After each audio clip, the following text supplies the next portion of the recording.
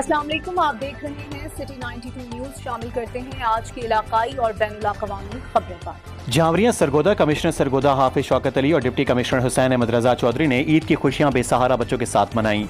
उन्होंने child protection bureau का दौरा किया और बच्चों में खुल मिल गए ईद की मुबारकबाद दी। दोनों अफसरान ने बच्चों के साथ काफी वक्त गुजारा, शफकत का इजहार, रोशन मुस्तकबिल के लिए दुआ की। उन्होंने बच्चों में मिठाई और ईद भी तकसीम की। इस मौके पर चाइल्ड प्रोटेक्शन ब्यूरो के सरबराह सैयद अली आबिद नकवी ने बच्चों को फराम की जाने वाली तालीम और तरबियत और सहूलियात पर कमिश्नर डिप्टी कमिश्नर को ब्रीफिंग भी दी गई। कमिश्नर और डिप्टी कमिश्नर ने बच्चों की बेहतरीन निगहदाश्त पर इंतजामिया को सराहा।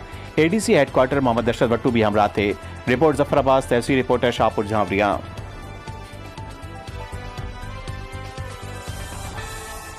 न्यूज स्टूडियो से फिलहाल इतना ही। मजीद खबरें और अपडेट्स जानने के लिए देखते रहें city 92 news. Stay tuned with us.